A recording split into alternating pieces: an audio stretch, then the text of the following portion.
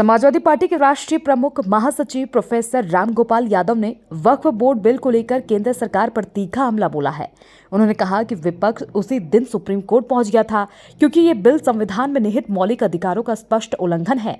उन्होंने कहा कि संविधान की आत्मा माने जाने वाले मौलिक अधिकार अनुच्छेद 14 से शुरू होते हैं, जिनका इस बिल में उल्लंघन हुआ है। रामगोपाल यादव ने कहा कि अनुच्छेद 26 में धार्मिक संस्थाओं को स्वतंत्र रूप से संचालन का अधिकार दिया गया है और उसमें किसी भी प्रकार का हस्तक्षेप असंवैधानिक और अवैध होगा। मुजफ्फरनगर में वक्फ बोर्ड बिल के विरोध में काली पट्टी बांधने वालों पर दर्ज मुकदमों पर उन्होंने कहा, अब तो किसी भी बात पर मुकदमा लिखा जा रहा है। ये सरकार नहीं, एक डिक्टेटोरियल शासन है। सुमैया राणा को जारी नोटिस पर प्रतिक्रिया देते हुए उन्होंने कहा कि भारत धीरे धीरे लोकतांत्रिक राज्य से टोटलिटेरियन स्टेट की ओर बढ़ रहा है, जहां विपक्ष की आवाज दबाई जा रही है। वहीं वोटर लिस्ट मामले पर उन्होंने कहा कि न्यायालय इसका संज्ञान ले रहा है। को पास करा दिया है। क्या विपक्ष जो है सुप्रीम कोर्ट जाएगी?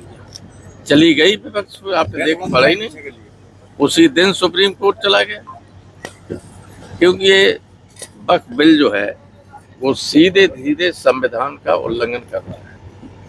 हमारे संविधान में जो मौलिक अधिकार है वो संविधान की आत्मा है। उस मौलिक अधिकार में जहाँ से शुरू होते हैं, 14 से शुरू होते हैं, उससे पहले एक लिखा हुआ है आर्टिकल 13 में, खंड 3 में ये सब है। इस अध्याय के अंतर्गत किसी भी अधिकार को अगर छीना जाता है, संशोधित किया जाता है या सीमित किया जाता है तो वो कानून अवैध होगा।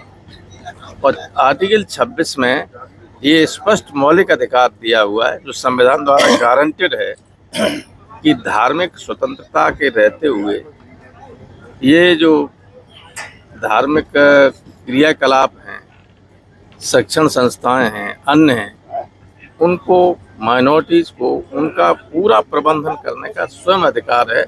उसमें किसी तरह का कोई भी हस्तक्षेप होगा तो गैर कानूनी होगा। मुजफ्फरनगर में इसका विरोध किया बिल को लेकर, उसमें कई मुकदमे लिखे गए, काली पट्टी बांध के इन्होंने विरोध दर्ज किया। भाई, हम मुकदमा लिखाना तो आम बात हो गई, काली पट्टी छोड़िए, हम लोग इस सड़क से निकल जाए तो मुकदमा। इन्हें क्या पता, हम बोले बता अब देश के यहाँ शादी है, कार्यक्रम है, बोले यहाँ आदमी ज्यादा इकट्ठे हो गए, मुकदमा कायम कर दें।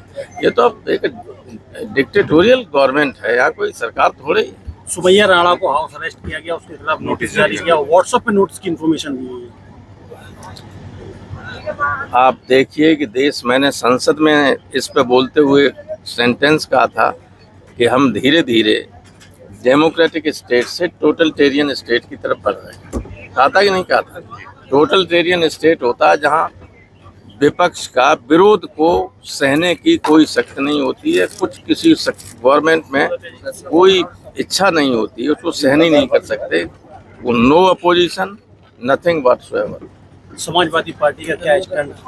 समाजवादी पार्टी का क्लियर शुरू से स्टैंड है हम इसके खिलाफ।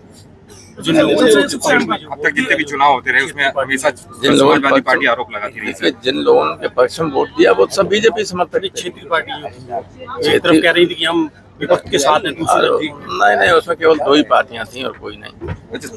वो मोदी जी के साथ हैं, नीतीश कुमार की, चंद्रबाबू नायडू, और तो सब साथ हैं। सर, वोटर लिस्ट को लेकर लगातार मांग हो रही है, उसको लेकर बीजेपी स्वीकृति नहीं दे रही है, क्या चक्कर है, किस तरह का आपकी आगे स्टैंड है? अब है, अब न्यायालय उसका संज्ञान ले रहा है। देश में सबसे ज्यादा विकास रोजगार की बोल रहे हैं, अब सिर्फ धार्मिक मुद्दों पे राजनीति हो रही है। जब कोई गवर्नमेंट जनहित का कोई काम नहीं करती है तो लोगों का ध्यान भटकाने के लिए इसी तरह के मुद्दे सामने लाती है। स्थिति ये है कि परसों जसराना के कुछ लोग आए थे हमारे पास, महिलाएं थीं, जो कह रही थी कि हम लोगों की स्थिति ये है कि भूखे शाम को सोना पड़ता है। मैंने कहा जो गवर्नमेंट देती है?